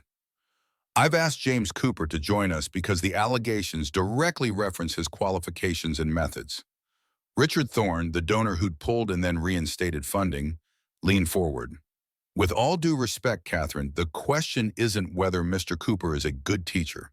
The question is whether we can afford the perception that we're funding an amateur operation. Perception built on lies written by a man with a personal vendetta.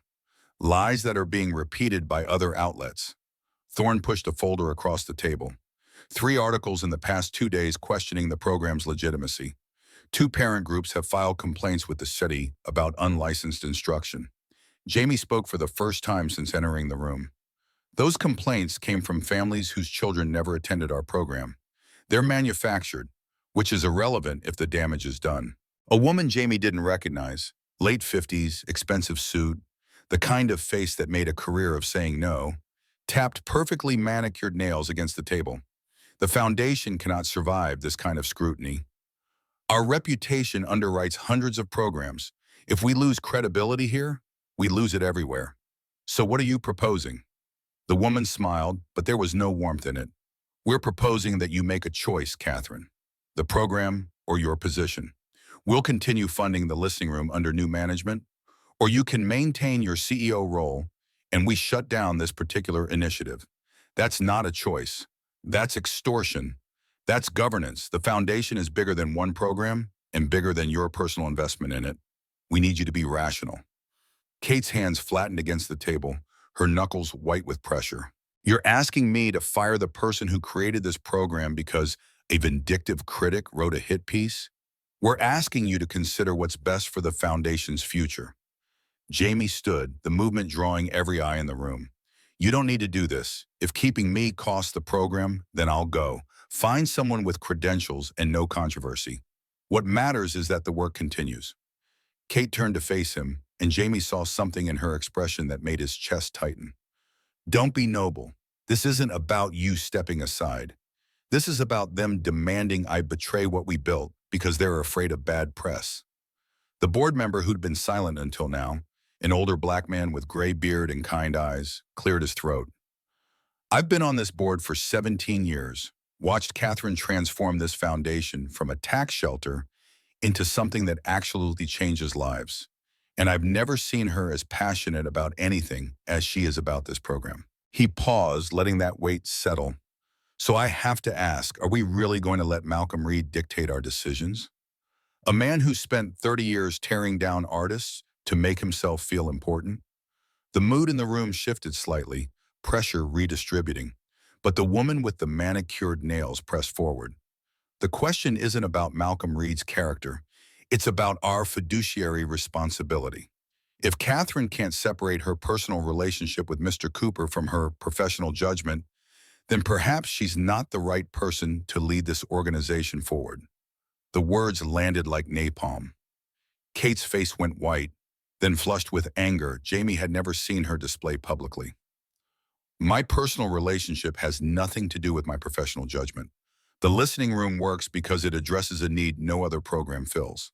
We've documented outcomes, students who've rejoined society, families strengthened, veterans managing PTSD through music instead of medication.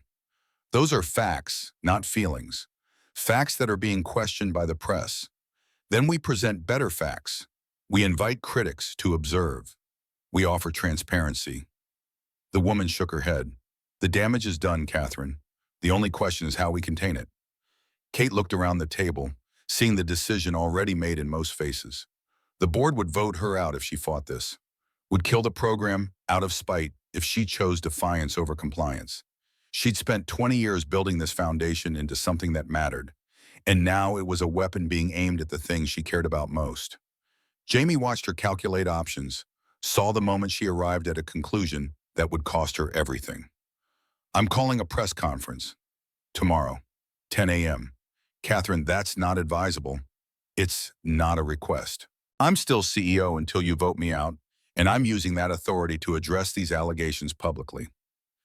The conference room at the Sterling Foundation filled with the reporters by 9:45. their cameras and recorders transforming the space into an arena.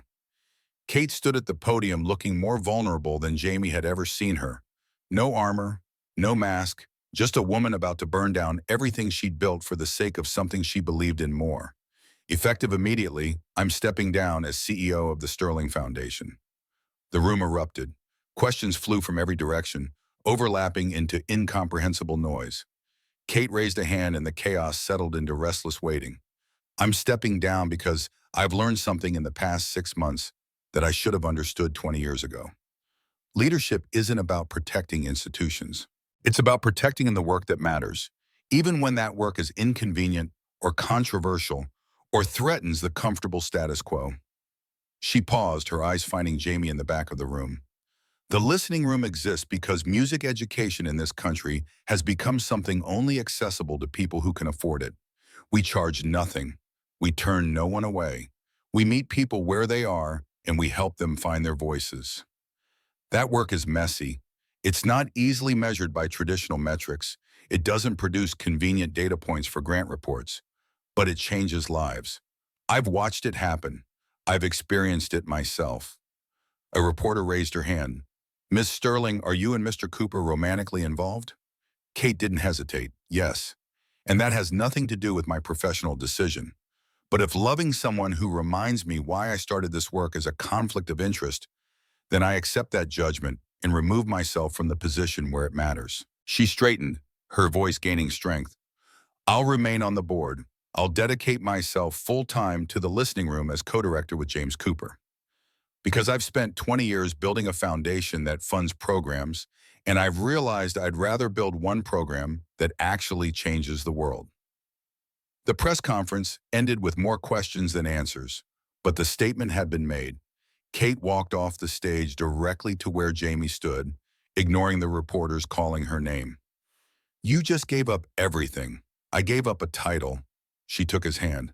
I kept everything that matters. Malcolm appeared at the chapel a week later, his arrival announced by Sophia's surprised intake of breath. He stood in the doorway holding a small bouquet of flowers clutched awkwardly like a teenager on a first date. His expensive coat was buttoned against the December cold, but something in his posture suggested the chill came from inside. I'd like to speak with Mr. Cooper, if I may. Jamie was working with Aisha, the girl having progressed from silent mimicry to actual conversation in the 3 weeks since her first visit. She looked up at Malcolm's voice and her body tensed, preparing for flight. It's okay. Jamie kept his voice gentle. Mr. Reed is just visiting. He's the mean man from before. Yes, but sometimes mean people are just scared people who forgot how to be anything else. Malcolm flinched as if struck. The observation from a 7-year-old carried more weight than any adult accusation could have managed. He approached slowly, keeping his movements telegraphed and non-threatening. May I listen? To you play? Aisha looked to Jamie for permission. He nodded and she turned back to the piano. She played her composition about Syria, about home and loss, and the strange kindness of strangers in a country whose language she was still learning. The music held all the complexity she couldn't yet express in English, all the grief she was too young to process any other way. When she finished, Malcolm stood very still. Then unexpectedly, he sat down on the bench beside her. That was beautiful. And I know something about beautiful music because I've spent my life writing about it. He paused. But I forgot that the most beautiful music isn't about being perfect. It's about being true. Aisha studied him with the unnerving directness of children who'd learned to evaluate adults for threat level. Are you Sophia's daddy? I am. She says you used to be mean to her about piano. I was. I thought I was helping her, but I was really just trying to fix my own fears by making her perfect. And that's not what parents are supposed to do. What are parents supposed to do? Malcolm's voice cracked. They're supposed to love their children no matter what. Even when they make mistakes, even when they disappoint you, even when they quit piano and become teachers instead of concert performers. Sophia had been standing frozen by the door, but now she moved forward. Dad, I'm sorry. He looked at his daughter with eyes that had finally run out of pride to hide behind. I'm sorry I made you feel like my love had conditions. I'm sorry I took something you loved and turned it into something you hated. I'm sorry I've wasted 12 years being angry instead of being your father. Sophia's face crumpled. Sorry doesn't erase 12 years, I know. But maybe I could start by learning what music is actually for. He turned to Jamie. You mentioned a beginner class. Do you still have space? We make space for anyone willing to learn. Even critics who are learning to hear differently, especially them.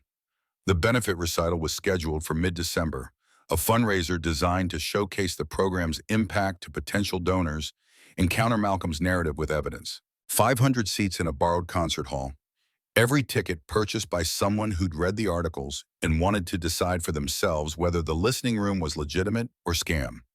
Kate had worked 15-hour days for 3 weeks securing the venue, coordinating press, managing logistics, while simultaneously transitioning her CEO responsibilities to her replacement. She looked exhausted in a way that went beyond physical tiredness. But when Jamie suggested she rest, she'd fixed him with a look that made him drop the subject. Lily had created programs for the event, hand-drawn covers featuring musical notes transforming into flowers, roots growing down into soil made of staff lines. The image suggested growth and depth and connection, all the things the program tried to cultivate. A gallery downtown had offered her a show in the spring, unprecedented for an artist who wouldn't turn 11 until March. Backstage felt like controlled chaos. Frank paced in his dress uniform, the medals on his chest catching light as he moved. Elena corralled her 4 children, all of them wearing matching outfits she'd sewn herself.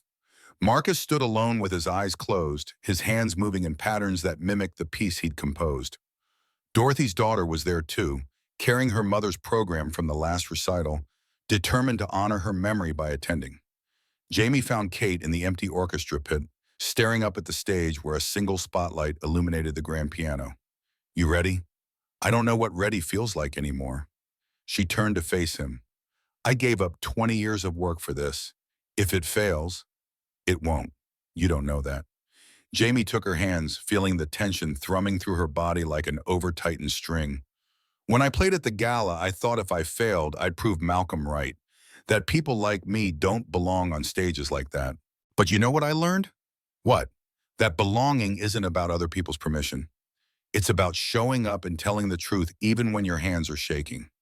The performance began with Frank, his trembling hands now a visible testament to survival rather than weakness.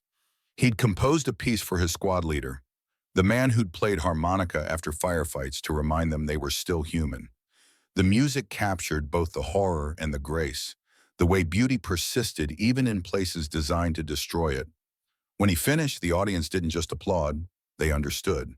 You could see it in their faces, the shift from skeptical observation to genuine recognition.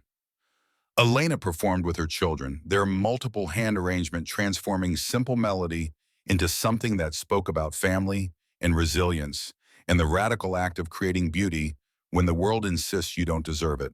Her youngest daughter missed a note near the end and looked up in panic, but Elena just smiled and kept playing, teaching in real time that mistakes are part of the music, not separate from it. Marcus Chen's premiere showcased the composition that had earned him a full scholarship and recording contract. He performed with an ensemble of musicians who'd followed his career trajectory with increasing interest. The piece was technically complex and emotionally demanding, requiring the kind of integration between intellect and feeling that most composers spent lifetimes trying to achieve.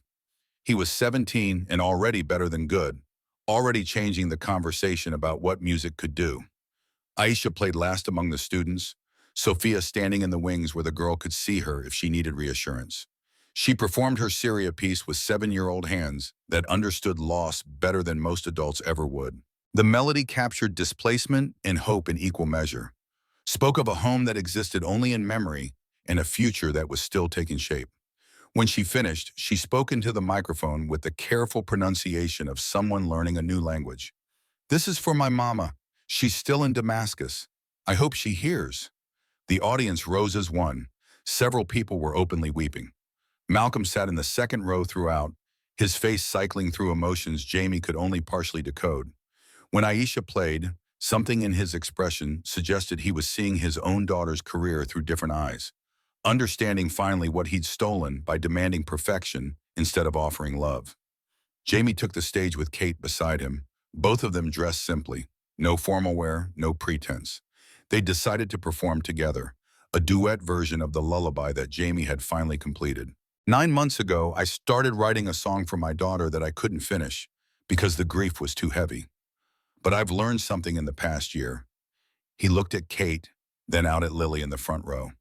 Grief doesn't have to be the end, it can be the beginning. And the best music isn't created alone. It's created in communion with people who see you clearly and stay anyway. Kate stepped forward. Tonight we're playing the complete version, together, because that's what the listening room is about. Not performing for others, but connecting with them. Not pretending we're whole, but showing our broken places and trusting that someone will meet us there. They sat at the piano, their hands finding starting position. Jamie began with the melody he'd written 10 years ago, the tender, heartbreaking section about Sarah and loss and a baby girl born into grief. But now Kate's part joined in, her harmonies speaking of healing and second chances and the way love could emerge from ruin if you were brave enough to let it. The music built in complexity, their two voices weaving together into something neither could have created alone. The melody spoke of hospital rooms and empty apartments and nights spent wondering if survival was the same as living. But it also spoke of small hands holding sketchbooks, of letters arriving exactly when needed, of piano benches shared between two people learning to be whole again. The climax came not in volume but in vulnerability, both of them playing with every wound visible, every scar exposed, every moment of doubt transformed into notes that hung in the air like prayers. The audience disappeared. The critics disappeared. Even the stakes disappeared. There was only the music and the truth it carried, and two people brave enough to play it. The resolution was gentle, settling into peace rather than triumph. The final chord resonated through the hall, and in that moment before applause broke the spell, Jamie thought he heard Sarah's voice, not witty, sad, not angry, just proud. Proud that he'd finished what he started. Proud that he'd found someone else to love without forgetting how to love her. Proud that their daughter was watching and learning that loss didn't have to mean the end. The standing ovation lasted 7 minutes. Kate gripped Jamie's hand on the piano bench, tears streaming down her face, making no effort to hide them. "We did it. You did it. This was always your vision." No, her voice was fierce despite the tears. "It was ours. From the moment you played at that gala, it was ours." Lily appeared on stage, climbing up before anyone could stop her. She wrapped her arms around both of them, creating a small circle of three people who'd learned that family wasn't always about blood. Sometimes it was about music and choosing each other and showing up even when you were scared. Behind them, Malcolm Reed stood with his daughter and granddaughter. He was crying too, the mask finally abandoned completely. He caught Jamie's eye across the chaos and nodded once, a gesture of acknowledgement that cost him more than anyone would ever know, but which opened a door that had been locked for decades. 1 year later, the listening room had expanded to 5 locations across the city. The original chapel still served as headquarters, but now there were satellites in Brooklyn, Queens, the Bronx, and Staten Island. 200 students, ages 6 to 78, each carrying their own story of things unsaid and wounds half healed. Jamie stood in the chapel on a Sunday afternoon watching Lily, now 11 years old, teach a group of younger children basic music theory. She'd inherited her father's prescience and her mother's insight, and the combination made her a teacher despite her age. Kate had officially adopted her 3 months ago, a legal proceeding that changed nothing about their relationship, but everything about what it signified. The paperwork had arrived on a Tuesday. Kate had presented it over breakfast with the kind of nervous energy usually reserved for first dates. "I know I'm not trying to replace Sarah. I know I can't be her mother. But if it's okay, I'd like to be something. Legally, something." Lily had looked at the papers, then at Kate, then at Jamie. Then she'd simply said, "You've been my something for a year already. The papers just make everyone else notice." Frank ran veteran workshops twice a week now, his trembling hands a badge of honor rather than shame. Elena had been hired as assistant director, managing 3 of the satellite locations while pursuing her bachelor's degree. Marcus Chen's first album had dropped in September to critical acclaim, and he dedicated it to the janitor who reminded him that different minds hear different music. Malcolm Reed volunteered every Tuesday evening, teaching a beginner class with the humility of someone who'd spent decades tearing things down and was now learning to build.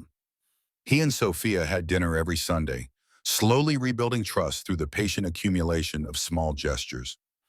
Aisha lived with them both now, Sophia having completed the foster to adopt process with Malcolm's financial and emotional support. The girl spoke English fluently and had started composing pieces that graduate students studied for their emotional complexity. Kate split her time between administrative work and teaching, having discovered that she preferred the immediate impact of classroom instruction to the abstract satisfaction of board meetings. She still served on the Sterling Foundation board, but from a distance that allowed her to focus on what mattered. Jamie found her in the office late one evening, surrounded by grant applications and budget spreadsheets. She looked up when he entered, her reading glasses sliding down her nose. "Lily's asleep. I told her she could finish the drawing tomorrow." "She wanted to finish tonight." "I know, but even artists need rest." Kate smiled, removing her glasses and rubbing the bridge of her nose. Speaking of rest, Jamie pulled her to her feet, ignoring her protests about unfinished work. They walked through the empty chapel toward the piano that had started everything. He sat and she settled beside him, their bodies fitting together with the ease of practice. "Play something." "What do you want to hear?" "Anything that's yours." Jamie placed his hands on the keys and began improvising, letting the melody emerge without planning or structure. It spoke of the past year, of growth and struggle, and the strange grace of second chances. Kate joined in after a few measures, her harmonies finding spaces in his melody that he hadn't known were empty. They played until their fingers ached, until the music said everything they couldn't articulate with words. When they finally stopped, the silence felt full rather than empty. "Do you ever regret it?" Kate's voice was soft. "Giving up the CEO position?" "Every day." She turned to face him. "And I'd do it again tomorrow.